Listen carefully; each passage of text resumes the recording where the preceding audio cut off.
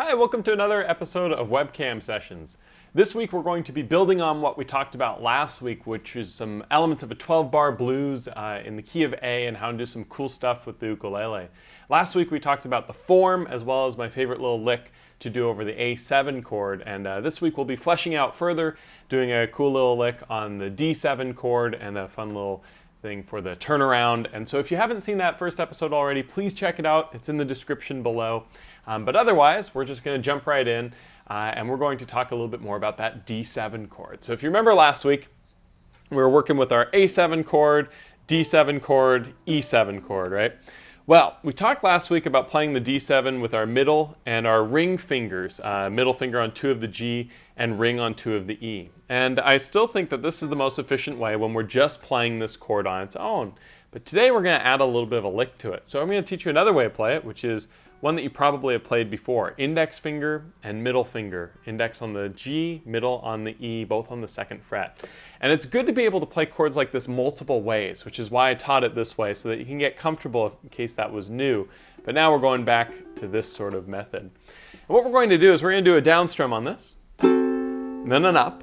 And when we go back down again, we're going to add our ring finger on the 2nd fret of the A string, and we're going to do down up over that now. And then we're going to move that ring finger up to 3, pivoting it up, making sure these 2 fingers are still on the 2nd fret of each of those strings. Another down up. So we have down up on 0, and then down up on 2, and then down up on 3. So it should sound like this at speed. And then it goes right back down to 2 for that 4th one. So that sounds something like this. 1 and 2 and 3 and 4 and. 1 and 2 and 3 and 4 and, right? Now what's so cool about this is when we play in the blues and play on that A7, we've got that lick that we talked about before. And when we go to the D7, instead of just playing the D7 for 4 beats, or rather 8 beats because it's 2 bars of it, we're going to play this line now for 2 times through. So that will give you all 8 of the beats that are needed. So it's 1 and 2 and 3 and 4 and 1 and 2 and 3 and 4 and we go back to our A7 for instance. 1 and 2 and 3 and 4 and 1, right?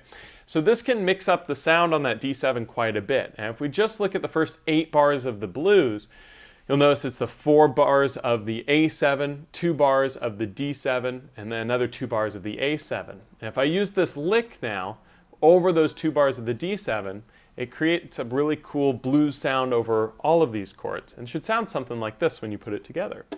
1 and 2 and 3 and 4 and 1 and 2 and 3 and 4 and 1 and 2 and 3 and 4 and 1, 2 and 3 and 4, 1.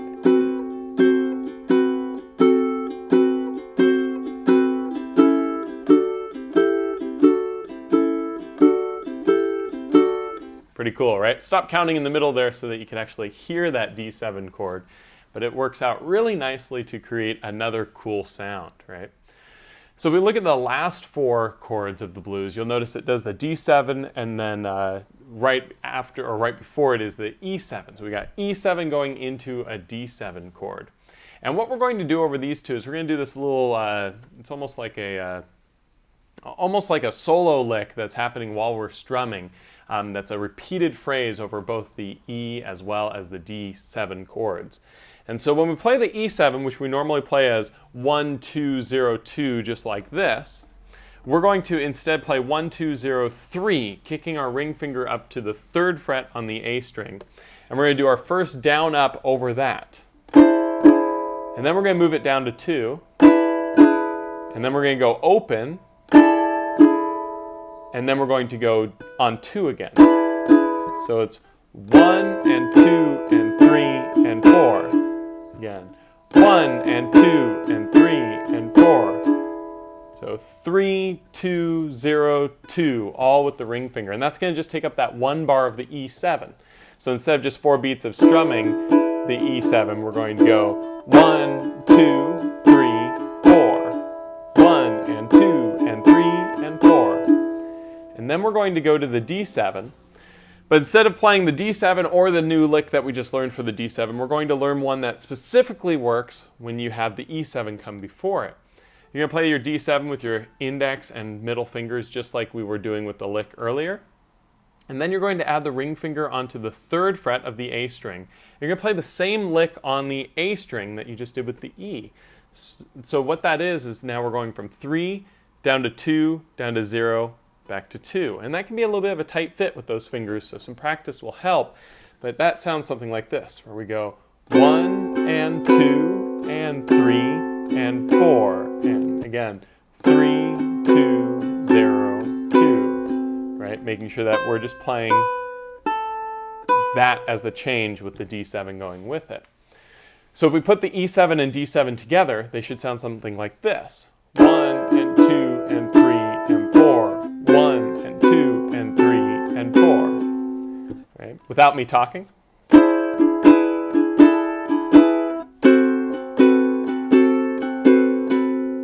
Very cool. So that creates this little line where it's this melody that carries through both chords, and that note that's being played, that C natural note, is a flat 3rd in the key of A, which is a really bluesy sounding note, which is why it sounds so cool and so crunchy for that blues sort of sound. Right? So then after this we go back to an A7 chord, and on that A7 chord we can do our normal lick, and then at the very last chord you'll see it's another E7. We're just going to play an E7 with nothing fancy this time to just turn it back around into itself. Right? So if we play this whole format of the 12-bar blues using what we worked on last week for the A7 lick, now using the new D7 lick for when the D7's played for 2 bars, and then use the new lick for the E7 into the D7, we can create a whole different sound. And it sounds something like this. And you'll notice, again, it's quite bluesy in terms of its vibe. So here we go. I'm going to play through all 12 bars. I'm not going to count this time in terms of I'll let you listen to the playing as opposed to my counting, but I will count us in so you can try to play along if you'd like. So here we go. 1 and 2 and 3 and 4 and...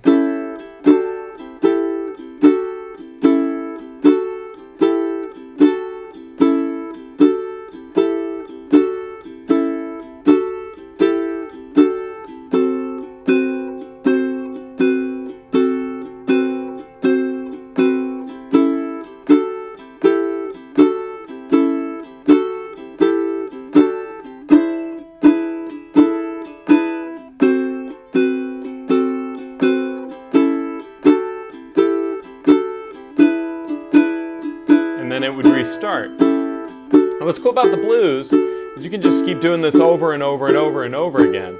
And as you do it, maybe you want to do a little bit of a variations. For instance, over the D7, maybe I just want to play the D7 this time, right? Instead of actually playing the lick every time, maybe I just want to play the chord and go between them.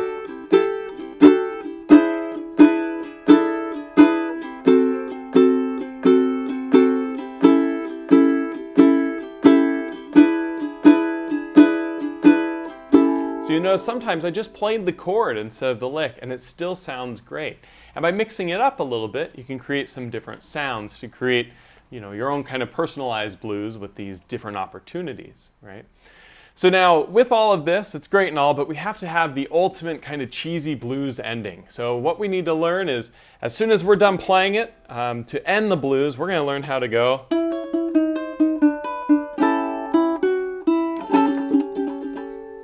So what this is we're going to take our middle and ring fingers and place on the 4th fret of the C as well as the 4th fret of the A string.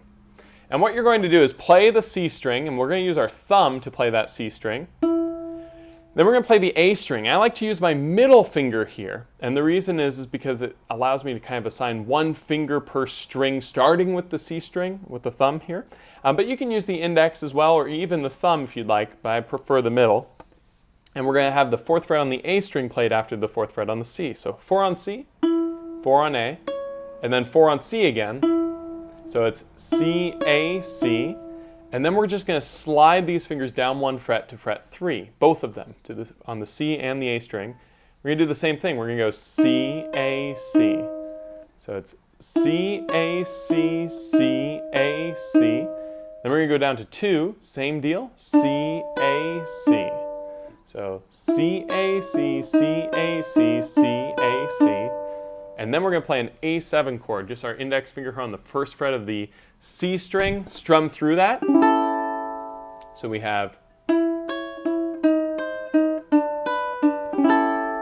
and then to cap it all off, we're going to play open E, 2 on the E, 0 E, and then we're going to strum 0 on the G, 1 on the C with our index finger, 3 on the E with our ring finger, and our open A. This is basically an A7 chord. It doesn't have the 5th in it, but it really makes that G note prevalent. So we go and strum that. And just roll it. You can go as fast as you want, and then hit it, and we're done, right? So that whole lick sounds like,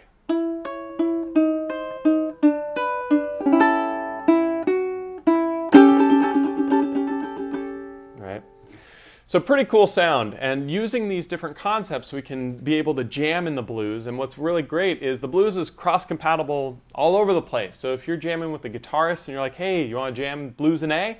And the guitarist knows how, you can use everything that we've been working on here to do that jam. And it's a really fun and relatively simple way to start jamming with friends. The earlier video that we did on soloing, you can actually apply to this too, where we talked about using just where the fret markers are on the A string, and we're actually playing in an A blues, which is kind of fun. So playing 3, 5, 7, 10, 12, and even 15 can create these kind of blues solos. So you can actually use that. If you haven't checked out that video, it's in the description below. But you can use that along to jam with this. So to cap this all off, I'm going to play 12-bar blues. I'm going to go through using the different concepts that we talked about here. Feel free to play along. I'll count us in, and I hope that you've had fun playing the blues. I think it's one of the best ways to just make some music. So let's go for it. 1 and 2 and 3 and 4 and